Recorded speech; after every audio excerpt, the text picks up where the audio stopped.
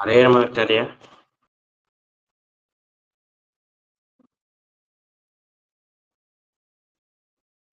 ಶ್ರೀ ಗುರುಭ್ಯೋ ನಮಃ. ನಾರಾಯಣಂ ಗುಣೇಶ ವೇದ್ಯಂ ದೋಷವರ್ಜಿತಂ ಜ್ಞೇಯಂ ಗಮ್ಯಂ ಗುರುಂ ಶಾಪಿ ನತ್ವಾ ಸೂತ್ರಾರ್ಥ ಉಚ್ಯತೆ.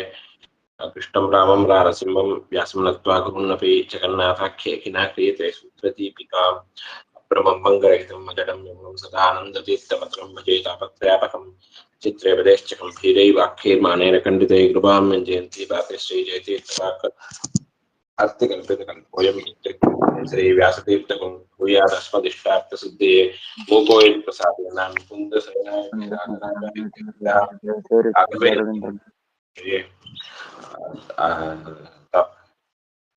ವಿದ್ಯಾಪೀಠ ವಿಧಾತಾರಂ ವಿದ್ಯಾ ಭಾರತಿ ಚಂದಿರಂ ವಿದ್ಯಾರ್ಥಿ ವತ್ಸಲಂ ವಂದೇ ಮಹಾಮೇಘ ಸದ್ಗುರುಂ ಆಪಾದಮೌಲಿ ಪರ್ಯಂತಂ येन विघ्नाः प्रणश्यन्ति सिद्धिञ्चित मनोरथाः. श्रीगुरुभ्यो नमः.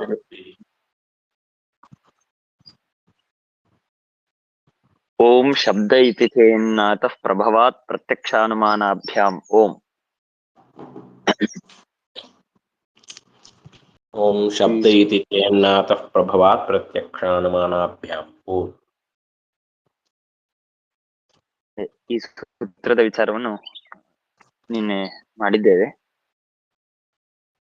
ಅಂದ್ರೆ ಕರ್ಮದ ವಿಷಯದಲ್ಲಿ ವಿರೋಧ ಕರ್ಮನೀತಿ ಅಂತ ಸೂತ್ರದಲ್ಲಿ ಪ್ರಶ್ನೆ ಮಾಡಿಕೊಂಡು ನಾನೇಕ ಪ್ರತಿಪತ್ತೆ ಅನೇಕ ಪ್ರತಿಪತ್ತೇ ದರ್ಶನಾತ್ ಅಂತ ಹೇಳಿ ಸಮಾಧಾನವನ್ನು ಮಾಡಿದ್ರು. ಇನ್ನ ಶಬ್ದ ವಿಷಯದಲ್ಲಿ ಅಂದ್ರೆ ದೇವತಾ ಪದವಿ ಇದು ಆದ್ಯಂತವನ್ನು ಪಡೆದಿದೆ ಅಂತ ಹೇಳೋದಾದ್ರೆ ಆಗ ವೇದ ವಾಕ್ಯಗಳು ಅಪ್ರಮಾಣ ಅಂತ ಆಗ್ಬೇಕಾಗತ್ತೆ ಅಂತ ಪೂರ್ವಪಕ್ಷ. ಯಾಕೆಂದ್ರೆ ವೇದಗಳಲ್ಲಿ ದೇವತಾ ಪದವಿಗೆ ನಿತ್ಯತ್ವವನ್ನು ಸಮರ್ಥನೆ ಮಾಡಿದ್ದುಂಟು. ಅಂದ ಮೇಲೆ ದೇವತಾ ಪದವಿ ನಿತ್ಯವಾಗಿದೆ ಅಂತ ಹೇಳಿದ್ದಾರೆ ಅಂತಂದ್ಮೇಲೆ ಕೆಲವೊಮ್ಮೆ ಆ ದೇವತಾ ಪದವಿಯನ್ನು ಹೊಂದಿಲ್ಲ ಅಥವಾ ಅಲ್ಲಿಂದ ಮುಂದಿನ ತಾವು ಮೋಕ್ಷಾದ ಲೋಕಕ್ಕೆ ಹೋಗ್ಬಿಟ್ಟು ಅಂತಂದಾಗ ಆ ದೇವತೆ ಆ ಶಬ್ದದಿಂದಾಗಿ ಪ್ರತಿಪಾದ್ಯರಾಗೋದಿಲ್ಲ.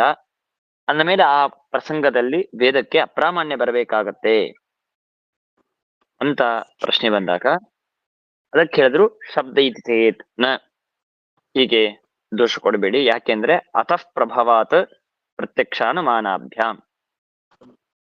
ಇನ್ನು ಅತಃ ಅಂತನೋ ಶಬ್ದಕ್ಕೆ ಅರ್ಥವೇನಂತಂದ್ರೆ ವೇದವಾಕ್ಯ ಇದ್ದದ್ದರಿಂದ. ಏನು ವೇದವಾಕ್ಯ? ಧಾತಾ ಯಥಾ ಪೂರ್ವಂ ಅಕಲ್ಪಯತ್.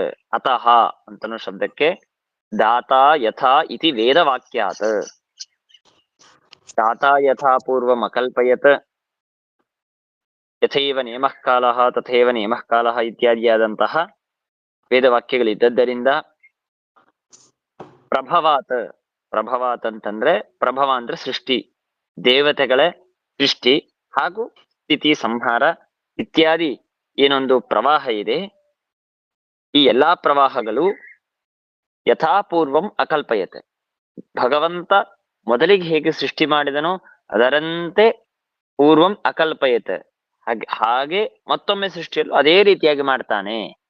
ಆ ಪ್ರವಾಹವನ್ನು ನಿಲ್ಲಿಸೋದಿಲ್ಲ.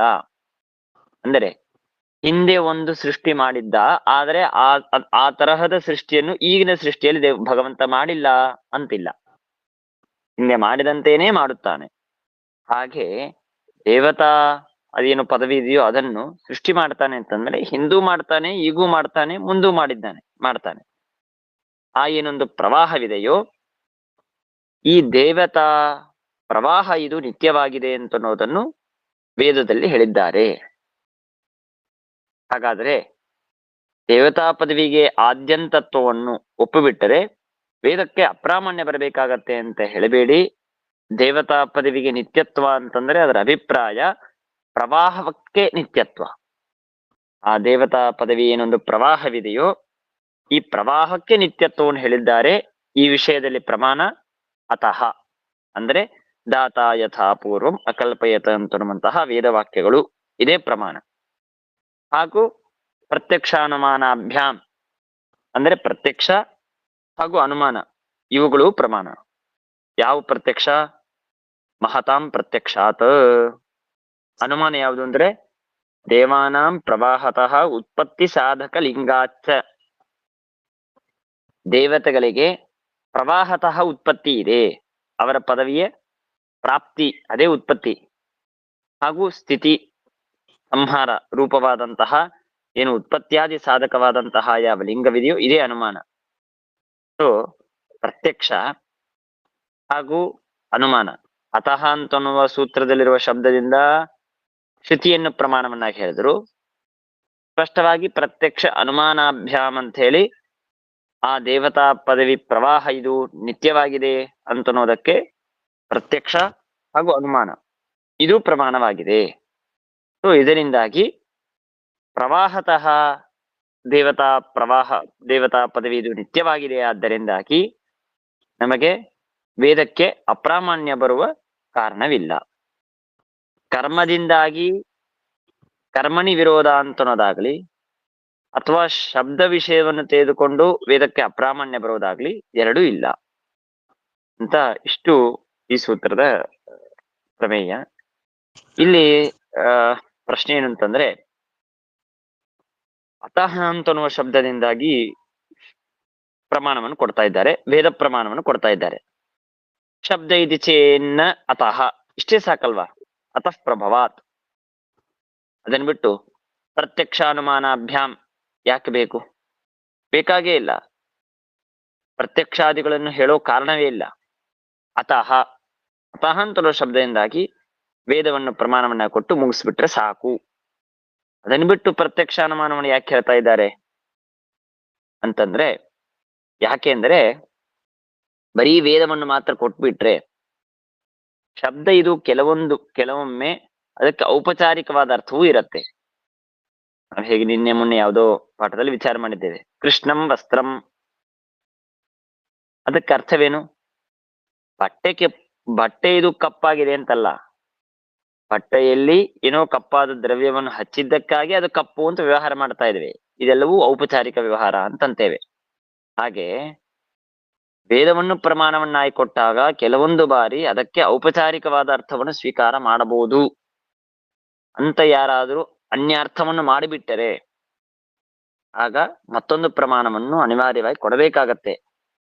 ಅದಕ್ಕಾಗಿ ಅಥವಾ ಅದು ಔಪಚಾರಿಕವಲ್ಲ ಅಂತ ಅನ್ನೋದನ್ನಾದ್ರೂ ಸಮರ್ಥನೆ ಮಾಡಬೇಕು. ಅದಕ್ಕಾಗಿ ವೇದವನ್ನು ಪ್ರಮಾಣವನ್ನಾಗಿ ಕೊಟ್ಟು ಅದರ ಜೊತೆಗೆ ಪ್ರತ್ಯಕ್ಷಾನುಮಾನವನ್ನು ಪ್ರತ್ಯೇಕವಾದ ಪ್ರಮಾಣವನ್ನು ಕೊಡ್ತಾ ಇದ್ದಾರೆ. ಆಯ್ತು. ಹಾಗಾದ್ರೆ ಪ್ರತ್ಯಕ್ಷ ಶಬ್ದ, ವೇದ, ಪ್ರತ್ಯಕ್ಷ, ಅನುಮಾನ ಮೂರು ಪ್ರಮಾಣವನ್ನು ಕೊಟ್ಟಂತೆ ಆಯ್ತು. ಅದರಲ್ಲಿ ಶಬ್ದ ಪ್ರತ್ಯಕ್ಷ ಅನುಮಾನಾಭ್ಯ ಅಂತ ಹೇಳ್ಬೋದಾಗಿತ್ತಲ್ಲ. ಅಂದ್ರೆ ಅತಃ ಅಂತ ಹೇಳಿದೇನೆ ಶಬ್ದ ಪ್ರತ್ಯಕ್ಷ ಅನುಮಾನ ಹೀಗೆ ಬಿಟ್ರೆ ಮೂರು ಪ್ರಮಾಣ ಸೂಚನೆ ಮಾಡದಂತೆ ಆಯ್ತು. ಯಾಕೆ ಹಾಗೆ ಮಾಡ್ತಾ ಇಲ್ಲ? ಪ್ರತ್ಯೇಕವಾಗಿ ಅತಃ ಅಂತ ಹೇಳಿ ವೇದವನ್ನು ಕೊಟ್ಟು ಪ್ರತ್ಯಕ್ಷ ಅನುಮಾನ ಅಂತ ಹೇಳಿ ಅದನ್ನು ಪ್ರತ್ಯೇಕವಾದ ಪ್ರಮಾಣವನ್ನ, ಮೂರು ಪ್ರಮಾಣವೇ, ಯಾಕೆ ಹೀಗೆ ಪ್ರತ್ಯೇಕವಾಗಿ ನಿರ್ದೇಶ ಮಾಡಿದ್ದಾರೆ? ಅದಕ್ಕೇನು ಕಾರಣ ಅಂತಂದ್ರೆ, ಶಬ್ದಕ್ಕೆ ವೇದ ಇದು ಜಾತ್ಯ ಪ್ರಬಲವಾಗಿದೆ ಅಂತ ಅಂತಾರೆ. ಜಾತ್ಯ ಪ್ರಬಲವಾದದ್ದರಿಂದಾಗಿ, ಬಲಿಷ್ಠವಾದದ್ದರಿಂದಾಗಿ ಅದನ್ನು ಪ್ರತ್ಯೇಕವಾಗಿ ಅತಃ ಅಂತನ್ನುವ ಶಬ್ದದಿಂದಾಗಿ ವೇದವನ್ನು ಕೊಟ್ಟು ಆಮೇಲೆ ಪ್ರತ್ಯಕ್ಷ ಅನುಮಾನ ಅಂತ ಹೇಳಿ ಅದು ಪ್ರತ್ಯೇಕವಾದ ಶಬ್ದದಿಂದಾಗಿ ಅದನ್ನು ಪೃಥಕ್ ಪ್ರಮಾಣವಾಗಿ ಕೊಡ್ತಾ ಇದ್ದಾರೆ. ಆದ್ದರಿಂದಾಗಿ ಅತಃ ಅಂತನ್ನೋದ್ರಿಂದ ವೇದ ಪ್ರಮಾಣವನ್ನು, ಪ್ರತ್ಯಕ್ಷ ಅನುಮಾನ ಅಭ್ಯಾಮ್ ಎನ್ನುವುದರಿಂದಾಗಿ ಪ್ರತ್ಯಕ್ಷ ಹಾಗೂ ಅನುಮಾನ ರೂಪವಾದಂತಹ ಪ್ರಮಾಣವನ್ನು ಕೊಡ್ತಾ ಇದ್ದಾರೆ. ಇಷ್ಟು ಪ್ರಮಾಣದಿಂದಾಗಿ ಪ್ರವಾಹತಃ ನಿತ್ಯತ್ವವನ್ನು ದೇವತಾ ಪದವಿಗೆ ಸಮರ್ಥನೆ ಮಾಡಿದರು. ಇದು ಈ ಸೂತ್ರದ ಶಬ್ದಾರ್ಥ ವಿಚಾರ. ಇದರ ಮುಂದಿನ ಸೂತ್ರದಲ್ಲಿ ಇದೇ ದೇವತಾ ಪದವಿ ಏನು ಪ್ರವಾಹ ಇದೆ, ಇದು ಪ್ರವಾಹತಃ ನಿತ್ಯವಾಗಿದೆ ಅಂತ ಅನ್ನೋದನ್ನು ಬರೀ ಪ್ರತ್ಯಕ್ಷ ಅನುಮಾನ ಆಗಮ ಇಷ್ಟೇ ಪ್ರಮಾಣ ಅಂತ ತಿಳ್ಕೊಳ್ಬೇಡಿ, ಅರ್ಥಾಪತ್ತಿಯಿಂದಲೂ ಸಾಧನೆ ಮಾಡಬಹುದು ಅಂತ ಮುಂದಿನ ಸೂತ್ರದಲ್ಲಿ ಮಾಡ್ತಾರೆ. ಅದೇನಾಚಾರ್ಯ ಅರ್ಥಾಪತ್ತಿ ಅಂತೆ? ಅರ್ಥಾಪತ್ತಿ ಅಂದ್ರೆ ಏನು ಅಂತಂದ್ರೆ, ಅರ್ಥಾತ್ ಸಿದ್ಧ ಅಂದ್ರೆ ಸಂಕ್ಷೇಪವಾಗಿ ಶಬ್ದದಕ್ಕೆ ಮೇಲ್ನೋಟಕ್ಕೆ ಅರ್ಥ. ಅರ್ಥಾಪತ್ತಿ ಅಂದ್ರೆ ಅರ್ಥಾತ್ ಸಿದ್ಧವಾದ ಅರ್ಥ. ಏನು ಅರ್ಥಾತ್ ಸಿದ್ಧವಾದ ಅರ್ಥ ಅಂದ್ರೆ ಏನು ಅಂತಂದ್ರೆ, ಇದರಲ್ಲಿ ನಮ್ಮ ಸಿದ್ಧಾಂತಕ್ಕೂ ಬೇರೆಯವ್ರ ಸಿದ್ಧಾಂತಕ್ಕೂ ಒಂದು ವ್ಯತ್ಯಾಸವಿದೆ. ಏನಂದ್ರೆ ಅರ್ಥಾಪತ್ತಿ ಇದು ಒಂದು ಪ್ರತ್ಯೇಕವಾದ ಪ್ರಮಾಣ ಅಂತ ಕೆಲವರು ಮತ. ಆದ್ರೆ ನಾವು ಹೇಳೋದು ಅರ್ಥಾಪತ್ತಿ ಇದು ಪ್ರತ್ಯೇಕವಾದ ಪ್ರಮಾಣವಲ್ಲ, ಇದು ಅನುಮಾನದಲ್ಲೇ ಒಂದು ಭಾಗ, ಅನುಮಾನದಲ್ಲಿ ಸೇರಿಸ್ತೇವೆ ಅಂತ ನಮ್ದು. ಇರ್ಲಿ, ಮೊದಲಿಗೆ ಅರ್ಥಾಪತ್ತಿ ಹೇಗೆ ಅಂತಂದ್ರೆ ದಿವಾಭುಂಜಾನಃ ಪೀನಃ ಅಂತ ನಾನಂದೆ. ಅಂದ್ರೆ ಏನು? ದಿವಾಭುಂಜಾನಃ ಪೀನಃ ಅಂತಂದ್ರೆ ದಿವ ಅಂದ್ರೆ ಬೆಳಿಗ್ಗೆ, ಅಭುಂಜಾನಃ ಅಭುಂಜಾನ ಅಂತಂದ್ರೆ ಊಟ, ಭುಂಜಾನ ಅಂದ್ರೆ ಊಟ ಮಾಡೋದು, ಅಭುಂಜಾನಃ ಊಟ ಮಾಡೋದಿಲ್ಲ. ಒಬ್ಬ ವ್ಯಕ್ತಿ ಇದ್ದಾನೆ, ದಿವಾ ಅಭುಂಜಾನಃ ಬೆಳಿಗ್ಗೆನ ನಾವು ಜನ್ಮದೊಳಗೆ ಬೆಳಿಗ್ಗೆ ಊಟವೇ ಮಾಡಿಲ್ಲ ಅವನು. ಆದ್ರೆ ಪೀನಃ ಪೀನಃ ಅಂತಂದ್ರೆ ಚೆನ್ನಾಗಿ ದಪ್ಪಾಗಿದ್ದಾನೆ. ಸಮಸ್ಯೆ ಬಂತು, ದಪ್ಪಾಗಿದ್ದಾನೆ ಅಂತಂತೀರಿ, ದೇಹ ಗಾತ್ರ, ದೇಹ ಬೆಳೆಯೋದಕ್ಕೆ ಕಾರಣ ಊಟ, ಆದ್ರೆ ಊಟ ಮಾಡೋದಿಲ್ಲ ಅಂತಂತೀರ, ಸಮಸ್ಯೆ ಬಂತು. ಹಾಗಾಗಿ ಏನ್ ಮಾಡ್ಬೇಕು, ನಮಗೆ ಇದರಿಂದ ಇನ್ನೊಂದು ಅರ್ಥಾತ್ ಸಿದ್ಧವಾಗತ್ತೆ. ಏನಂತಂದ್ರೆ ಬೆಳಿಗ್ಗೆ ಊಟ ಮಾಡೋದಿಲ್ಲ ಆದ್ರೆ ದಪ್ಪಾಗಿದ್ದಾನೆ. ಇದರಿಂದ ಏನ್ ಸಿದ್ಧ? ರಾತ್ರಿ ಭೋಜನಂ ಸಿದ್ಧಂ. ಅಂದ್ರೆ ಇವನು ಬೆಳಗಿನ ಜಾವದಲ್ಲಿ ಊಟ ಮಾಡದೇ ಇದ್ದರೂ ಪೀನನಾಗಿದ್ದಾನೆ ಅಂತಂದ್ರೆ ಪೀನತ್ವಾನ್ಯಥಾನುಪಪತ್ಯ, ಅಂದ್ರೆ ಪೀನತ್ವಾನ್ಯಥಾನುಪಪತ್ಯ ಅಂದ್ರೆ ಅವನು ದಪ್ಪಾಗಿ ಇರೋದಕ್ಕೆ ಸಾಧ್ಯವಾಗದೆ ಹೋಗಬೇಕಾಗತ್ತೆ, ಆದ್ರೆ ಆಗಿದ್ದಾನೆ. ಹಾಗಾದ್ರೆ ಏನ್ ಮಾಡ್ಬೇಕು ನಾವು? ಒಂದನ್ನು ಕಲ್ಪನೆ ಮಾಡ್ಬೇಕು. ಯಾವ್ದದು? ಅದೇ ರಾತ್ರಿ ಭೋಜನ. ರಾತ್ರಿಯಲ್ಲಿ ಊಟ ಮಾಡ್ತಾನೆ ಅವನು, ಅದಕ್ಕೆ ಏನಾಗತ್ತೆ? ದಪ್ಪಾಗಿದ್ದಾನೆ ಅಂತ. ನೀವೇನ್ ರಾತ್ರಿ ಭೋಜನ ಅಂತ ಏನೊಂದನ್ನು ನಾವು ಕಲ್ಪನೆ ಮಾಡ್ತೇವಲ್ವಾ, ಅದು ಅರ್ಥಾತ್ ಸಿದ್ಧ. ಅರ್ಥಾಪತ್ತಿಯಿಂದ, ಅರ್ಥಾಪತ್ತಿ ಅಂತನವ ಪೀನತ್ವಾನ್ಯಥಾನುಪಪತ್ತಿ ಎನ್ನುವ ಪ್ರಮಾಣದಿಂದ ಏನ್ ಸಿದ್ಧವಾಯ್ತು ಅಂತಂದ್ರೆ ರಾತ್ರಿ ಭೋಜನ ಅಂತನೂ ಸಿದ್ಧವಾಯ್ತು.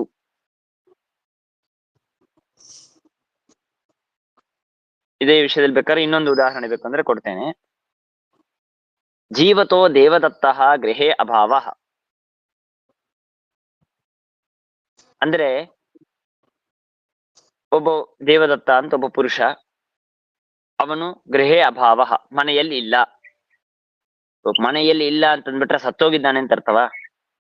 ಮನೆಯಲ್ಲಿ ಇಲ್ಲ, ಪ್ರತ್ಯಕ್ಷದಿಂದ ಮನೆಯಲ್ಲಿ ಇಲ್ಲ ಅಂತ ನಂಗೆ ಕಾಣ್ತಾ ಇದೆ, ಸೊ ಅವನು ಸತ್ತೋಗಿದ್ದಾನೆ, ಅವನ ಮರಣವನ್ನು ಹೊಂದಿದ್ದಾನೆ ಅಂತ ಹೇಳ್ಬೇಕಾ? ಅಲ್ಲ.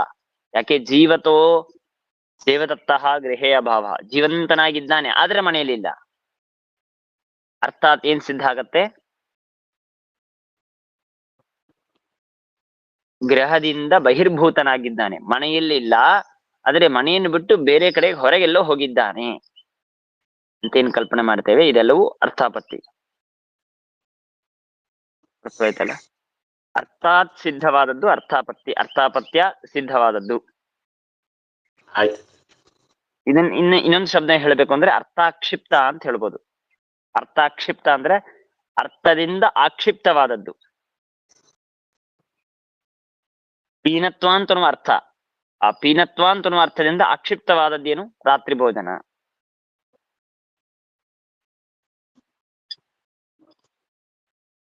ಈಗ ನೀವು ನಿಮ್ ಮನೆ ಒಳಗಡೆ ಇರ್ತೀರಾ, ನಿಮ್ ಕಾರ್ ಡ್ರೈವರ್ ನಿಮ್ ಮನೆ ಒಳಗಡೆ ಬಂದಿದ್ದಾನೆ, ನಿಮ್ಗೂ ನಿಮ್ಮ ಈ ಚಕ್ಷುರೇಂದ್ರಿಯಕ್ಕೂ ಆ ಪುರುಷನಿಗೂ ಸನ್ನಿಕರ್ಷವಾಗಿದೆ. ಸೊ ಡ್ರೈವರ್ ಬಂದಿದ್ದಾನೆ ಅಂತ ತಿಳ್ಕೊಳ್ತೀರಾ. ಹಾಗಾದ್ರೆ ಕಾರ್ ಬಂದಿದೆಯೋ ಇಲ್ಲವೋ ಅಂತ ಹೇಗೆ ತಿಳ್ಕೊಳ್ಬೇಕು? ಅನುಮಾನದಿಂದ ತಿಳಿದುಕೊಳ್ಬಹುದು. ಹಾಗೆ ಅನುಮಾನದ ಒಂದು ಭಾಗವಾದ ಅರ್ಥಾಪತ್ತಿಯಿಂದಲೂ ತಿಳ್ಕೊಳ್ಬೇಕು. ಡ್ರೈವರ್ ಆದ್ರೂ ಬಂದಿದ್ದಾನೆ, ಡ್ರೈವರ್ ಬಂದಿದ್ದಾನೆ ಅಂತಂದ್ಮೇಲೆ ಕಾರು ಬಂದಿರ್ಬೇಕು, ಇಲ್ಲದೆ ಹೋದ್ರೆ ಡ್ರೈವರ್ ಬರೋದಕ್ಕೆ ಸಾಧ್ಯವಿಲ್ಲ ಅಂತ ಇತ್ಯಾದಿಯಾಗಿ ನಾವೇನ್ ತಿಳ್ಕೊಳ್ತೇವೆ. ಇದೆಲ್ಲವೂ ಅರ್ಥಾಪತ್ತಿಯಿಂದ ನಮಗೆ ತಿಳ್ಕೊಳ್ಬೇಕಾಗ್ತದೆ. ಈಗ ಏನ್ ಮಾಡ್ತಾರೆ, ಈ ಅರ್ಥಾಪತ್ತಿ ಪ್ರಮಾಣದಿಂದಲೂ ದೇವತಾ ಪದವಿ. ಆದರೆ ಈ ಅರ್ಥಾಪತ್ತಿ ಅನುಮಾನದಲ್ಲಿ ಇದು ಒಂದು ಭಾಗ ಅಂತ ಹೇಳ್ತೀವಿ. ಈ ಅನುಮಾನದ ಭಾಗಕ್ಕೂ ಈಗ ನಾವು ಮಾಮೂಲಾಗಿ ಒಂದು ಎಕ್ಸಾಂಪಲ್ ಹೇಳ್ತೇವಲ್ಲ, ಧೂಮವನ್ನಿ ಹಂಗಂದ್ರೆ ಅಲ್ಲಿ ವನ್ನಿ ಇದೆ ಅಂತ, ಅದಕ್ಕೂ ಏನು ವ್ಯತ್ಯಾಸನೇ ಇಲ್ಲಲ್ಲ ಆಚಾರ್ಯ, ಎರಡು ಒಂದೇ ತರನೇ ಇದಲ್ಲ. ಅದಕ್ಕೆ ನಾವು ವ್ಯಾಪ್ತ್ಯಾಗಮಕತ್ವಂ ಅನುಮಾನತ್ವಂ ಅಂತಂತೇವೆ ನಾವು. ಅನುಮಾನದ ಲಕ್ಷಣ ಅದು ಅಲ್ಲೂ ಬರ್ತಾ ಇದೆ, ಇಲ್ಲೂ ಬರ್ತಾ ಇದೆ. ಸೊ ಇದೊಂದು ಅನುಮಾನದಲ್ಲಿ ಸೇರಿಸ್ಬಿಡ್ತೇವೆ, ಅಂತರ್ಭಾವ ಮಾಡ್ತೇವೆ ಅಂತ ಹೇಳೋದು. ಹಾಲಿನೊಳಗೆ ನೀರನ್ನು ಸೇರಿಸಿದಂತೆ. ಹ್ಮ್ ಹಾಲು ನೀರು ಬೇರೆ ಅಂದ್ರೆ ಬೇರೆ, ಸೇರಿಸ್ಮೇಲೆ ಒಂದೇ ಅಂದ್ರೆ ಒಂದೇ. ಹ್ಮ್ ಹಾಗೆ ಈ ಒಂದು ಪೃಥಕ್ ಪ್ರಮಾಣ ಅಲ್ಲೇ ಅಲ್ಲ ಅಂತ ನಮ್ ಸಿದ್ಧಾಂತ. ಸ್ವತಂತ್ರವಾಗಿ ಇದೊಂದು ಪ್ರತ್ಯೇಕವಾದ ಪ್ರಮಾಣ ಅಂತ ಒಪ್ಪೋದಿಲ್ಲ ನಾವು. ಹ್ಮ್ ಇದ್ರೊಳಗೆ ನಾವು ಅಂತರ್ಭಾವ ಮಾಡ್ಬಿಡ್ತೇವೆ. ಸರಿ ಸರಿ. ಇದಕ್ಕೆ ಅನುಮಾನ ವಿಶೇಷ ಅಂತ ಹೇಳ್ತಾರೆ. ಅರ್ಥಾಪತ್ತಿಗೆ ಅನುಮಾನ ವಿಶೇಷ ಅಂತ ಅಂತಾರೆ ಅಷ್ಟೇ. ಅನುಮಾನ ವಿಶೇಷ ಅಂದ್ರೆ ಏನು? ಅನುಮಾನದಲ್ಲಿ ಒಂದು ಭಾಗ ಅಂತ ಅಭಿಪ್ರಾಯ ಅಷ್ಟೇ. ಹ್ಮ್ ಅದನ್ನು ಈಗ ಈ ಸೂತ್ರದಲ್ಲಿ ಮುಂದಿನ ಓಂ ಅತ ಏವಚ ನಿತ್ಯತ್ವಂ. ಓಂ ಓಂ ಅತ ಏವ ಚ ನಿತ್ಯತ್ವಂ. ಓಂ ಅತ ಏವ ಅಂತ ಶಬ್ದಕ್ಕೆ ಏನರ್ಥ ಅಂದ್ರೆ ಪೂರ್ವ ಪಕ್ಷುಕ್ತ ವೇದ ನಿತ್ಯತ್ವಾದೇವ. ಏನು? ಪೂರ್ವ ಪಕ್ಷಿಯಿಂದ ಹೇಳಲ್ಪಟ್ಟಂತಹ ಯಾವ ವೇದವಾಕ್ಯವಿದೆಯೋ ಆ ವೇದವಾಕ್ಯ ಇದು ನಿತ್ಯತ್ವಾದೇವ, ನಿತ್ಯವಾಗಿದೆ ಅಂತ ನಾವು ಕಾರಣದಿಂದಲೇನೆ. ತದನ್ಯಥಾನುಪಪತ್ಯಾಪಿ. ತದನ್ಯಥಾನುಪಪತ್ಯಾಪಿ ಅಂದ್ರೆ ಹೇಗೆ ನಾವು ಪೀನತ್ವಾನ್ಯಥಾನುಪಪತ್ಯ ಅಂತಂದೇವಲ್ಲ, ಹಾಗೆ ವೇದಸ್ಯ ನಿತ್ಯತ್ವಾನ್ಯಥಾನುಪಪತ್ಯ. ವೇದವಾಕ್ಯಕ್ಕೆ ನಿತ್ಯತ್ವ ಇದೆ ಸಮರ್ಥನ ಮಾಡಿದ್ದುಂಟು. ಈಗ ಆ ನಿತ್ಯತ್ವವೇ ಅನುಪಪನ್ನವಾಗಬೇಕಾಗತ್ತೆ, ಇಲ್ಲದೆ ಹೋಗಲಿ ಅಂತ ಆಗಬೇಕಾಗತ್ತೆ. ಆದ್ದರಿಂದ ವೇದಕ್ಕೆ ನಿತ್ಯತ್ವ ಬರಬೇಕು ಅಂತಂದ್ರೆ ವೇದೋಕ್ತವಾದ ದೇವತಾ ಪದವಿಗೆ ನಿತ್ಯತ್ವ ಇರಬೇಕು, ದೇವತಾ ಪ್ರವಾಹಕ್ಕೂ ನಿತ್ಯತ್ವ ಇರಬೇಕು. ಅರ್ಥವಾಯ್ತಲ್ಲ? ವೇದೋ ವೇದಕ್ಕೆ ವೇದಕ್ಕೆ ನಿತ್ಯತ್ವ ಇದೇ ಸರ್ವಸಮ್ಮತ. ಸರ್ವಸಮ್ಮತವಾದ ವೇದಕ್ಕೆ ನಿತ್ಯತ್ವ ಬರಬೇಕು ಅಂತಂದ್ರೆ ವೇದದಲ್ಲಿ ಹೇಳಿದಂತಹ ದೇವತಾ ಪ್ರವಾಹಕ್ಕೂ ನಿತ್ಯತ್ವ ಇರಬೇಕು. ಇದು ಹೇಗೆ ಸಿದ್ಧ? ವೇದವಾಕ್ಯಸ್ಯ ನಿತ್ಯತ್ವಾನ್ಯಥಾನುಪಪತ್ಯ ದೇವತಾ ಪ್ರವಾಹಸ್ಯ ನಿತ್ಯತ್ವಂ. ಅದನ್ನೇ ಹೇಳಿದ್ರು ನೋಡ್ರಿ. ನಿತ್ಯ ತದನ್ಯಥಾನುಪಪತ್ಯಾಪಿ ಅಂದ್ರೆ ತದನ್ಯಥಾನುಪಪತ್ಯಾಪಿ ಅಂತಂದ್ರೆ ವೇದವಾಕ್ಯಸ್ಯ ನಿತ್ಯತ್ವಾನ್ಯಥಾನುಪಪತ್ಯಾಪಿ ತದ್ವಾಚ್ಯ ಅಂದ್ರೆ ವೇದದಿಂದ ವಾಚ್ಯವಾದ ಯಾವ ದೇವ ಪ್ರವಾಹಸ್ಯ ದೇವತೆಗಳ ಪ್ರವಾಹವಿದೆಯೋ ಅದಕ್ಕೂ ನಿತ್ಯತ್ವ ಸಿದ್ಧತಿ, ಅದು ನಮಗೆ ನಿತ್ಯ ಅಂತಾಗೆ ಆಗತ್ತೆ. ಅರ್ಥವಾಯ್ತಲ್ಲ? ಅಂದ್ರೆ ಬೇರೆ ಯುಕ್ತಿಯನ್ನು ಹುಡ್ಕೋದಕ್ ಹೋಗ್ಬೇಡಿ. ಬೇರೆ ಅನೇಕ ಯುಕ್ತಿಯನ್ನು ಹುಡ್ಕೊಂಡು ಹೇಗೆ ದೇವತಾ ಪ್ರವಾಹ ನಿತ್ಯ ಹೌದೋ ಅಲ್ವೋ, ಹೇಗೆ ನಿತ್ಯ ಅಂತ ಹೇಳ್ಬೇಕು ಅಂತ ಇನ್ನು ಹೊರಗಿನ ಒಂದು ಯುಕ್ತಿಯನ್ನು ಹುಡ್ಕೊಳ್ಬೇಡಿ. ವೇದ ನಿತ್ಯತ್ವದಿಂದಲೇನೆ ಪ್ರವಾಹಕ್ಕೆ ನಿತ್ಯತ್ವ ಸಾಧನೆ ಮಾಡ್ಲಿಕ್ಕೆ ಬರತ್ತೆ. ಯಾಕೆ? ಸುಮ್ನೆ ವಿಚಾರ ಮಾಡಿ. ದೇವತಾ ಪ್ರವಾಹ ನಿತ್ಯ ಅಲ್ಲ ಅಂತಂದ್ಬಿಟ್ಟರೆ ಸ್ವಯಂ ವೇದ ಯಾಕೆ ಅದಕ್ಕೆ ನಿತ್ಯ ಅಂತ ಹೇಳಬೇಕು? ಪ್ರವಾಹಕ್ಕೆ ನಿತ್ಯತ್ವವನ್ನು, ದೇವತಾ ಪದವಿಯ ಪ್ರವಾಹ ಇದು ನಿತ್ಯವಾಗಿದೆ ಅಂತ ವೇದ ಹೇಳಿದೆ, ಅದು ಒಂದು ವೇಳೆ ಬಿಟ್ಬಿಟ್ರೆ ಹಾಗಾದ್ರೆ ವೇದ ಹೇಳಿದ್ದು ಸುಳ್ಳು ಅಂತಾಯ್ತು. ಇಲ್ಲದೇ ಇದ್ದನ್ನು ಹೇಳಿದೆ, ಹಾಗಾದ್ರೆ ಅದಕ್ಕೆ ನಿತ್ಯತ್ವ ಇಲ್ಲ ಅಂತಂದ್ಮೇಲೆ ತನಗೂ ನಿತ್ಯತ್ವ ಬೇಡ. ಆದರೆ ವೇದಕ್ಕೂ ನಿತ್ಯತ್ವ ಇದೆ. ಇದರಿಂದ ನಾವೇನ್ ತಿಳಿದುಕೊಳ್ಳಬೇಕು? ವೇದದಲ್ಲಿ ಹೇಳಿದ ಪ್ರವಾಹಕ್ಕೂ ನಿತ್ಯತ್ವವನ್ನು ತಿಳಿದುಕೊಳ್ಳಬೇಕು. ಇಷ್ಟು ಅತಏವ ಅಂತ ಅನ್ನೋ ಶಬ್ದಕ್ಕೆ ವೇದ ಇದು ನಿತ್ಯವಾಗಿದೆ ಆದ್ದರಿಂದ ನಿತ್ಯತ್ವಂ ಅಂದ್ರೆ ಪ್ರವಾಹಕ್ಕೂ ನಿತ್ಯತ್ವ ಒಪ್ಕೊಳ್ಳಿ, ದೇವತಾ ಪದ ಪ್ರವಾಹಕ್ಕೂ ನಿತ್ಯತ್ವ ಒಪ್ಕೊಳ್ಳಿ. ಚ ಅಂತ ಅನ್ನೋ ಶಬ್ದ ಮಧ್ಯದಲ್ಲಿದೆ. ಅತ ಏವ ಚ. ಈ ಚ ಅಂತ ಅನ್ನೋ ಶಬ್ದಕ್ಕೆ ಅರ್ಥವೇನೆಂದ್ರೆ ಅತಃ ಪ್ರಭವಾತ್ ಪ್ರತ್ಯಕ್ಷಾನುಮಾನಾಭ್ಯಾಮ್ ಅಂತ ಹೇಳಿ ಶಬ್ದವನ್ನು ಆಮೇಲೆ ಪ್ರತ್ಯಕ್ಷವನ್ನು ಪ್ರಮಾಣವನ್ನ ಕೊಟ್ಟಿದ್ದೇವೆ. ಅಷ್ಟೇ ಪ್ರಮಾಣ ಅಂತ ತಿಳ್ಕೊಳ್ಬೇಡಿ, ಅನ್ಯಥಾನುಪಪತ್ತಿ ರೂಪವಾದ ಮತ್ತೊಂದು ಪ್ರಮಾಣವೂ ಇದೆ ಪ್ರವಾಹಕ್ಕೆ ನಿತ್ಯತ್ವವನ್ನು ಸಾಧನೆ ಮಾಡುವುದಕ್ಕಾಗಿ ಅಂತ ಚಕಾರದಿಂದಾಗಿ ಅರ್ಥವನ್ನು ಹೇಳ್ತಾ ಇದ್ದಾರೆ. ಅಂದ್ರೆ ಸುಮ್ನೆ ಇಂದ್ರಂ ಓ ಇತ್ಯಾದಿಯಾಗಿ ಇಂದ್ರ ಪ್ರತಿಪಾದಕವಾದ ಮಂತ್ರ ಇದೆ. ಈ ಮಂತ್ರ ಇದು ನಿತ್ಯವಲ್ಲ ಅಂತ ಆಗ್ಬಿಟ್ರೆ, ಈ ಮಂತ್ರ ಇದು ನಿತ್ಯವಲ್ಲ ಅಂತ ಆಗ್ಬಿಟ್ರೆ ಈ ಮಂತ್ರದಿಂದ ವಾಚ್ಯರಾದ ದೇವತೆಗಳು ನಿತ್ಯರಲ್ಲ ಅಂತ ಆಗ್ಲಿ, ಅವರು ಅನಿತ್ಯ ಅಂತ ಆಗ್ಲಿ. ಹಾಗಾಗಿ ಮಂತ್ರಕ್ಕೂ ನಿತ್ಯತ್ವ, ಆ ಮಂತ್ರದಲ್ಲಿ ಹೇಳಿದ ದೇವತಾ ಪ್ರವಾಹಕ್ಕೂ ಏನ್ ನಿತ್ಯತ್ವ ಹೇಳಿದ್ದಾರೆ ಅದಕ್ಕೂ ಒಪ್ಪಬೇಕು. ಹಾಗಾಗಿ ಪ್ರತ್ಯಕ್ಷ, ಆಮೇಲೆ ಅನುಮಾನ, ಆಮೇಲೆ ಆಗಮ, ಆಮೇಲೆ ಅನುಮಾನ ವಿಶೇಷವಾದ ಅರ್ಥಾಪತ್ತಿ, ಹೀಗೆ 1, 3 ಅಥವಾ 4. ಅನುಮಾನದಲ್ಲೇನೆ ಅರ್ಥಾಪತ್ತಿ ಸೇರಿದೆ ಅಂತ ಇಟ್ಕೊಂಡಾಗ 3 ಪ್ರಮಾಣಗಳು, ಅಥವಾ ಅನುಮಾನ ವಿಶೇಷವನ್ನು ಪ್ರತ್ಯೇಕವಾಗಿ ತಿಳಿಸಬೇಕು ಅಂತ ಆದ್ರೆ ಅವಾಗ 4. ಹೀಗೆ 4 ಪ್ರಮಾಣಗಳಿಂದ ದೇವತಾ ಪ್ರವಾಹಕ್ಕೆ ನಿತ್ಯತ್ವವನ್ನು ಸಮರ್ಥನ ಮಾಡಿದಂತೆ ಆಯಿತು.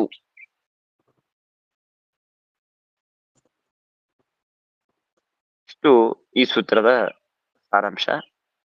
ಇನ್ನ ಮುಂದಿನ ಸೂತ್ರಕ್ಕೆ ಪೂರ್ವಪೀಠಿಕೆ ಏನಂತಂದ್ರೆ, ಇಷ್ಟುವರೆಗೆ ಅಂದ್ರೆ ಮೊದಲಿಂದ ನೀವು ವಿಚಾರ ಮಾಡಿದ್ರೆ ಯದ್ಯಪೇಕ್ಷೆಯಾತು ಮನುಷ್ಯಾಧಿಕಾರತ್ವ, ಮನುಷ್ಯರ ವಿಚಾರ ಮಾಡಿದ್ರು. ಆಮೇಲೆ ತದುಪರ್ಯಪಿ ಬಾದರಾಯಣ ಇತ್ಯಾದಿ ಈ ಸೂತ್ರದಿಂದಾಗಿ ದೇವತೆಗಳಿಗೂ ಅಧಿಕಾರವಿದೆ ಅಂತ ಸಮರ್ಥನ ಮಾಡಿದ್ರು. ಆಮೇಲೆ ಕರ್ಮದ ವಿಷಯದಲ್ಲಿ ವಿರೋಧ ಬಂತು. ದೇವತೆಗಳ ವಿಷಯದಲ್ಲಿ ಆದ್ಯಂತವಾಗಿದೆ ಅಂತ ಒಪ್ಪಿಬಿಟ್ರೆ ಅದನ್ನು ಪರಿಹಾರ ಮಾಡಿದ್ರು. ಆಮೇಲೆ ದೇವತಾ ಪ್ರವಾಹಕ್ಕೆ ನಿತ್ಯತ್ವವನ್ನು 4 ಪ್ರಮಾಣವನ್ನು ಪ್ರತ್ಯಕ್ಷ, ಅನುಮಾನ, ಆಗಮ, ಅರ್ಥಾಪತ್ತಿ ಇದರಿಂದಾಗಿ ಅದಕ್ಕೆ ನಿತ್ಯತ್ವವನ್ನು ಸಮರ್ಥನ ಮಾಡಿದ್ರು. ಇಷ್ಟೆಲ್ಲ ಮಾಡೋದರಿಂದ ದೇವತಾ ಪ್ರವಾಹ ಇದು ನಿತ್ಯ ಅಂತಾಯ್ತು, ನಮಗೇನು ತೊಂದರೆ ಇಲ್ಲ. ಆದರೆ ನಾನಾ ರೂಪಗಳು, ನಾನಾ ನಾಮಗಳು ದೇವತೆಗಳಿಗೆ, ಒಬ್ಬರೊಬ್ಬರಿಗೆ ಒಂದೊಂದು ಹೆಸರಿದೆ ಅಂದ್ಮೇಲೆ ಅನೇಕ ಹೆಸರು, ಅನೇಕ ರೂಪಗಳು ಇದ್ದದ್ದರಿಂದಾಗಿ ವೇದ ಮಾತ್ರ ಒಂದೇ, ಏಕಪ್ರಕಾರವಾಗಿದೆ ವೇದ, ಅನೇಕ ಪ್ರಕಾರ ದೇವತೆಗಳು ಅಂದಮೇಲೆ ಅನೇಕ ಪ್ರಕಾರವಾದ ದೇವತೆಗಳ ನಾಮ ರೂಪ ಇವುಗಳನ್ನು ಏಕಪ್ರಕಾರವಾದ ವೇದ ಹೇಗೆ ಹೇಳೋದು? ಅದು ಅಪ್ರಮಾಣ ಅಂತ ಆಗಲಿ ವೇದ ಅಂತ ಸಮಸ್ಯೆ ಮಾಡಿಕೊಂಡು ಪ್ರಶ್ನೆ ಮಾಡಿದ್ರೆ ಅದಕ್ಕಾಗಿ ಮುಂದಿನ ಸೂತ್ರ. ಓಂ ಸಮಾನ ನಾಮ ರೂಪತ್ವಾತ್ ರೂಪತ್ವಾಚ್ಛಾವೃತ್ತೌ. ಓಂ ಸಮಾನ ನಾಮ ರೂಪತ್ವಾಚ್ಛ ರೂಪತ್ವಚ್ಛಾವೃತ್ತೌ. ಸಾರಿ, ರೂಪತ್ವಾತ್ ರೂಪತ್ವಾತ್ ಓಂ ಸಮಾನ ನಾಮ ರೂಪತ್ವಾತ್ ಚ ಅವೃತ್ತೌ ಚ ಅವೃತ್ತೌ ಅಪಿ ಅಪಿ ಅವಿರೋಧಃ ದರ್ಶನಾತ್ ಸ್ಮೃತೇಶ್ಚ. ಅವಿರೋಧಃ ದರ್ಶನಾತ್ ಸ್ಮೃತೇಶ್ಚ. ಓಂ ಸಮಾನ ನಾಮ ರೂಪತ್ವಾಚ್ಛಾವೃತ್ತೋ ಅಪ್ಯವಿರೋಧೋ ದರ್ಶನಾತ್ ಸ್ಮೃತೇಶ್ಚ. ಓಂ ಇಲ್ಲಿ ಓಂ ಸಮಾನ ನಾಮ, ಓಕೆ ಆಚಾರ್ಯ ಹೇಳಿ. ಓಂ ಸಮಾನ ನಾಮ ರೂಪತ್ವಾಚ್ಛ ವೃತ್ತಾವಪ್ಯ ವಿರೋಧೋ ದರ್ಶನಾತ್ ಸ್ಮೃತೇಶ್ಚ. ಓಂ. ಇದು ಪೂರ್ಣ ವ್ಯಾಖ್ಯಾನ ಮಾಡೋದಕ್ಕಾಗಲ್ಲ, 5 ನಿಮಿಷದಲ್ಲಿ ಎಷ್ಟು ವಿಚಾರ ಆಗುತ್ತೋ ಅಷ್ಟು ಹೇಳ್ತೇನೆ. ಅವೃತ್ತಾವಪಿ ಅಂತ ಶಬ್ದಕ್ಕೆ ನೋಡ್ರಿ, ಮೊದಲಿಗೆ ಪದಚ್ಛೇದ ಮಾಡ್ಬಿಡ್ತೇನೆ. ಸಮಾನ ನಾಮ ರೂಪತ್ವಾತ್ ಸ ಅವೃತ್ತಾವಪಿ ಅಂದ್ರೆ ಅವೃತ್ತೌ ಅಪಿ ಅವೃತ್ತಾವಪಿ ಅವಿರೋಧ ದರ್ಶನಾತ್ ಸ್ಮೃತೇಶ್ಚ. ಇಷ್ಟು ಶಬ್ದ ವ್ಯವಸ್ಥೆ. ಇಲ್ಲಿ ಅವೃತ್ತಾವಪಿ ಅಂದರೆ ಪೂರ್ವಕಲ್ಪೆ ಮುಕ್ತಾನಾಂ ದೇವಾನಾಂ ಪುನಃ ಸ್ವಪದೇಶು ಅಸತ್ವೇಪಿ. ಹಿಂದಿನ ಕಲ್ಪವಿದೆ, ಹಿಂದಿನ ಕಲ್ಪದಲ್ಲಿ ಒಬ್ಬರು ಬ್ರಹ್ಮದೇವರಿದ್ದರು ಅಥವಾ ಇನ್ಯಾರೋ ದೇವತೆ ಇದ್ದರು, ಅವರು ಮುಕ್ತರಾದರು. ಮುಕ್ತರಾದ ಮೇಲೆ ಆ ದೇವತೆಗಳು ತಮ್ಮ ಮೋಕ್ಷಲೋಕಕ್ಕೆ, ತಾವು ಮೋಕ್ಷಲೋಕಕ್ಕೆ ಹೋದ ಮೇಲೆ ಮತ್ತೆ ಈ ಪದಕ್ಕೆ ಬರ್ತಾರ? ಮೇಲೆ ಹೋದ ಮೇಲೆ ಕೆಳಗ್ ಬರೋದಿಲ್ಲ ಯಾರು. ಮೋಕ್ಷಕ್ಕೆ ಹೋದ್ಮೇಲೆ ಮುಗಿತದು, ಮತ್ತೆ ತಮ್ಮ ಪದವಿಗೆ ಬರೋದಿಲ್ಲ. ಸೊ ಅವೃತ್ತಾವಪಿ, ಅವೃತ್ತಿ ಅಂದ್ರೆ ಇಲ್ಲ ಅಂತ ಅರ್ಥ. ಸ್ವಪದದಲ್ಲಿ, ಸ್ವಪದ ಅಂದ್ರೆ ಸ್ವಸ್ಥಾನದಲ್ಲಿ, ಬ್ರಹ್ಮದೇವರು ತಾವು ಬ್ರಹ್ಮ ಪದವಿ ಬ್ರಹ್ಮಸ್ಥಾನದಲ್ಲಿ ಅಸತ್ವೇಪಿ ಅವೃತ್ತಾವಪಿ ಇಲ್ಲದೇ ಇದ್ದರೂ ಕೂಡ ತಾವು ಮೋಕ್ಷಕ್ಕೆ ಹೋದ ಮೇಲೆ ಮತ್ತೆ ಆ ಬ್ರಹ್ಮದೇವರು ಈ ಇದರ ಮೇಲೆ ಯಾಕೆ ಬರಬೇಕು? ಬರೋದಿಲ್ಲ. ಹಾಗಾದ್ರೆ ಬರೋದಿಲ್ಲ ಅಂತ ಹೇಳಿ ಬ್ರಹ್ಮ ಪ್ರತಿಪಾದಕವಾದ ಬ್ರಹ್ಮದೇವರನ್ನು ಪ್ರತಿಪಾದನೆ ಮಾಡುವಂತಹ ಏನೊಂದು ವೇದವಿದೆಯೋ ವೇದ ಇದು ಅಪ್ರಮಾಣ ಅಂತಾಗಲಿ. ತತ್ಪ್ರತಿಪಾದಕ ಅವಿರೋಧ ಅಂತನೋ ಶಬ್ದಕ್ಕೆ ಅರ್ಥ. ಅವಿರೋಧ ಅಂದ್ರೆ ವಿರೋಧ ಇಲ್ಲ. ಏನು ವಿರೋಧ? ತತ್ಪ್ರತಿಪಾದಕ ಏಕೈಕ ವಿಧ ವೇದ ಅಪ್ರಾಮಾಣ್ಯಾಖ್ಯ ವಿರೋಧ ನಾಸ್ತಿ. ತತ್ಪ್ರತಿಪಾದಕ ಅಂದ್ರೆ ಆ ಬ್ರಹ್ಮದೇವರನ್ನು ಪ್ರತಿಪಾದನೆ ಮಾಡುವ ಯಾವ ಏಕೈಕ ವಿಧ ವೇದ, ಒಂದೊಂದು ತರಹದ ಏನೊಂದು ವೇದವಾಕ್ಯವಿದೆಯೋ ಇದು ಅಪ್ರಮಾಣವಾಗಲಿ. ಯಾಕೆ ಅಪ್ರಮಾಣ? ಅವ್ರು ಇಲ್ಲೇ ಇಲ್ವಲ್ಲ ಆ ಸ್ಥಾನದಲ್ಲಿ. ಬ್ರಹ್ಮದೇವರು ತಮ್ಮ ಪದವಿಯಲ್ಲಿ ನಿಂತುಕೊಂಡು ಇಂತಹ ಕಾರ್ಯಗಳನ್ನು ಮಾಡ್ತಾರೆ ಅಂತ ಏನೋ ಒಂದು ವೇದವಾಕ್ಯ ಹೇಳುತ್ತೆ ಅಂತ ಇಟ್ಕೊಳ್ರಿ. ಬ್ರಹ್ಮದೇವರೇ ಇಲ್ಲ ಅಲ್ಲಿ. ಬ್ರಹ್ಮದೇವರು ಅವರು ಯಾರನ್ನು ನಾನು ಹೇಳ್ತಾ ಇದ್ದೇನೆ ಆ ಬ್ರಹ್ಮದೇವರು ಮೋಕ್ಷಕ್ಕೆ ಹೋಗ್ಬಿಟ್ಟಿದ್ದಾರೆ. ಹಾಗಾಗಿ ಅವೃತ್ತಾವಪಿ ಅವರು ಇಲ್ಲದೇ ಇದ್ದ ಕಾರಣದಿಂದಾಗಿ ಅದನ್ನು ಹೇಳಿಕೊಡುವಂತಹ ವೇದವಾಕ್ಯದು ಅಪ್ರಮಾಣ ಅಂತಾಗಲಿ. ಯಾಕೆ ಅವ್ರ ಮೇಲೆ ಹೋಗ್ಬಿಟ್ಟಿದ್ದಾರೆ ಅಂತಂದ್ರೆ ನ ಅವಿರೋಧ ವಿರೋಧವು ನಾಸ್ತಿ. ಸರ್ವತಾ ವಿರೋಧ ಬರುವುದಿಲ್ಲ, ವಿರೋಧ ಪರಿಹಾರವಾಗತ್ತೆ. ಯಾಕೆ? ಇನ್ನೊಮ್ಮೆ ಪ್ರಶ್ನೆ ಅನುವಾದ ಮಾಡ್ತೇನೆ. ಹಿಂದೆ ಪ್ರವಾಹಕ್ಕೆ ನಿತ್ಯತ್ವ ಹೇಳಿದ್ರಿ. ಓಕೆ, ಬ್ರಹ್ಮದೇವರ ಪ್ರವಾಹ, ಈ ಬ್ರಹ್ಮದೇವರು ಹೋಗಿದ್ದಾರೆ, ಮತ್ತೊಬ್ಬ ಬ್ರಹ್ಮದೇವರು ಬರ್ತಾರೆ, ಅವರು ಮತ್ತೆ ಹೋಗ್ತಾರೆ, ಇನ್ನೊಬ್ರು ಬರ್ತಾರೆ. ಸೊ ಪ್ರವಾಹ ಮಾತ್ರ ನಿತ್ಯ ಆಗಲಿ. ಆದರೆ ಇಂದ್ರನ್ನೇ ತೆಗೆದುಕೊಳ್ಳಿ. ಈಗಿನ ಇಂದ್ರ ಪುರಂದರ, ಇನ್ನೊಂದು ಕಲ್ಪದಲ್ಲಿ ಇಂದ್ರ ಮತ್ತೊಬ್ಬರು, ಅಂದ್ರೆ ನಾನಾ ನಾಮಗಳು, ನಾನಾ ರೂಪಗಳು, ಹೀಗೆ ವ್ಯತ್ಯಾಸವಾಯಿತು. ಆದರೆ ವೇದ ಮಾತ್ರ ಏಕಪ್ರಕಾರವಾಗಿರುತ್ತೆ ವೇದ. ಅಂದ್ರೆ ಏಕಪ್ರಕಾರ ಅಂದ್ರೆ ಅಭಿಪ್ರಾಯವೇನು? ಈ ಬ್ರಹ್ಮದೇವರು ಇರೋವರೆಗೆ ಶಬ್ದ ಹೀಗಿರ್ಬೇಕು, ಏನೋ ಒಂದು ವಿಚಿತ್ರವಾದ ಶಬ್ದದಿಂದಾಗಿ ಒಂದು ವಸ್ತುವನ್ನು ಪ್ರತಿಪಾದನೆ ಮಾಡ್ಬೇಕು. ಆ ಬ್ರಹ್ಮದೇವರು ಮೋಕ್ಷಕ್ಕೆ ಹೋದ ಮೇಲೆ ಮತ್ತೊಬ್ಬ ಬ್ರಹ್ಮ ಚೇಂಜ್ ಆಗಿದ್ದಕ್ಕೆ, ಹೇಗೆ CM PM ಚೇಂಜ್ ಆದ್ರೆ ಅದರಲ್ಲಿ ರೂಲ್ಸ್ ರೆಗ್ಯುಲೇಷನ್ ಎಲ್ಲ ಚೇಂಜ್ ಆಗತ್ತೆ, ಹಾಗೆ ಆ ಬ್ರಹ್ಮದೇವರು ಚೇಂಜ್ ಆಗಿದ್ದಕ್ಕೆ ವೇದವಾಕ್ಯ ತಾನು ಹೇಳುವಾಗ ವ್ಯತ್ಯಾಸ ಮಾಡಿ ವಿಪರೀತವಾಗಿ ಬೇರೆ ರೀತಿಯಾಗಿ ಶಬ್ದಗಳಿಂದ ಹೇಳ್ಬೇಕಾ? ವೇದ ಇದು ಏಕಪ್ರಕಾರ. ವೇದ ಅಂದ್ರೆ ಏನು ಅಂತ ಕೇಳುವಾಗ ಏಕಾಗ್ರತಾದ್ರೆ ಹೇಳಿದ್ದಾರೆ ವಿಜ್ಞಾಸಾಧಿಕರಣದಲ್ಲಿ. ನಿಯತೈಕ ಪ್ರಕಾರ ಕ್ರಮಿಕ ವರ್ಣ ವಿಶೇಷ ವಿಶಿಷ್ಟ ನಿಯತೈಕ ಪ್ರಕಾರ ವೇದ ಅಂತಂತಾರೆ. ನಿಯತೈಕ ಪ್ರಕಾರ ಅಂದ್ರೆ ಏಕಪ್ರಕಾರವಾಗಿರುತ್ತೆ. ಸೃಷ್ಟಿಯಾಗ್ಲಿ ಪ್ರಳಯವಾಗಲಿ ಏನಾದ್ರೂ ವೇದ ಮಾತ್ರ ಅಪೌರುಷೇಯವಾದ ಅನಾದಿಯಾದ ವೇದ ಮಾತ್ರ ಏಕಪ್ರಕಾರವಾಗಿರುತ್ತೆ. ಎಲ್ಲೂ ವ್ಯತ್ಯಾಸವಾಗುವುದಿಲ್ಲ, ಶಬ್ದಗಳು ವ್ಯತ್ಯಾಸವಾಗುವುದಿಲ್ಲ. ಇದು ವೇದದ ಸಾಮರ್ಥ್ಯ. ಅಂದ ಮೇಲೆ ಅದು ಮಾತ್ರ ನಾನಾ ರೂಪವಾಯಿತು, ವೇದ ಮಾತ್ರ ಏಕಪ್ರಕಾರವಾಯಿತು. ಏಕಪ್ರಕಾರವಾದ ವೇದ ನಾನಾ ರೀತಿಯಾದ ನಾಮ ರೂಪಗಳನ್ನು ಪಡೆದುಕೊಳ್ಳುವ ದೇವತೆಗಳನ್ನು ಹೇಗೆ ಪ್ರತಿಪಾದನೆ ಮಾಡುತ್ತೆ? ಅಂದ ಮೇಲೆ ಒಂದಾ ದೇವತಾ ಪದವಿ ಆದ್ರೂ ಸುಳ್ಳು ಅಂತಾಗ್ಬೇಕು, ಇಲ್ಲ ವೇದವಾದ್ರೂ ಸುಳ್ಳು ಅಂತಾಗ್ಬೇಕು. ದೇವತಾ ಪದವಿಗಂತೂ ನಿತ್ಯತ್ವವನ್ನು ಇಷ್ಟವರೆಗೆ ಸಮರ್ಥನ ಮಾಡಿ ಬಂದಿದ್ದೇವೆ ಪ್ರವಾಹಕ್ಕೆ. ಸೊ ವೇದಕ್ಕಾದ್ರೂ ಅಪ್ರಾಮಾಣ್ಯವನ್ನು ಇಟ್ಕೊಳ್ಳಿ ಅಂತಂದ್ರೆ ಅವೃತ್ತಾವಪಿ ಅವಿರೋಧ. ಅವೃತ್ತಾವಪಿ ಅಂದ್ರೆ ಅವರು ಆ ಪದವಿಯಲ್ಲಿ ಇದ್ದುಕೊಂಡು ಅವರ ಸಾಧನೆಯನ್ನು ಮುಗಿಸಿಕೊಂಡು ಅವರು ತಮ್ಮ ಮೋಕ್ಷಲೋಕಕ್ಕೆ ಪ್ರಾಪ್ತಿಯನ್ನು ಹೊಂದಿದ ಮೇಲೆ ಅಲ್ಲಿ ಇಲ್ಲದೇ ಇದ್ದರೂ ಕೂಡ ಇಲ್ಲ ಅಂತನೋ ಕಾರಣಕ್ಕಾಗಿ ಅವರನ್ನು ಹೇಳಿಕೊಡುವಂತಹ ಯಾವ ವೇದವಾಕ್ಯವಿದೆಯೋ ಈ ವೇದವಾಕ್ಯ ಇದು ಅಪ್ರಮಾಣ ಅಂತ ಆಗೋದಿಲ್ಲ. ಯಾಕೆ ಅಪ್ರಮಾಣ ಅಂತ ಆಗೋದಿಲ್ಲ? ಅದಕ್ಕೂ ಮತ್ತೆ ಹಿಂದೆ ಹೇಳಿದಂತೆ ಪ್ರಮಾಣವೇ ಕುತಃ ಸಮಾನ ನಾಮ ರೂಪತ್ವಾತ್ ದರ್ಶನಾತ್ ಸ್ಮೃತೇಶ್ಚ. ಇಷ್ಟು ಸಮಾಧಾನ ಇದರಲ್ಲಿದೆ. ಇದನ್ನ ಮತ್ತೆ ನಾಳೆ ತಿಳಿಯೋಣ. ಪ್ರಶ್ನೆಯಂತೂ ಆಗಿದೆ ಪೂರ್ವಪಕ್ಷ ರೂಪದಲ್ಲಿ. ಸಮಾನ ನಾಮ ರೂಪತ್ವಾತ್ ದರ್ಶನಾತ್ ಸ್ಮೃತೇಶ್ಚ. ಇಷ್ಟು ಇದರಿಂದ ಸಮಾಧಾನ ಮಾಡ್ತೇವೆ. ಏನು ಆಯ್ತು. ಶ್ರೀಕೃಷ್ಣ. ನಮಸ್ಕಾರ ಆಚಾರ್ಯ, ಧನ್ಯವಾದಗಳು. ನಮಸ್ಕಾರ.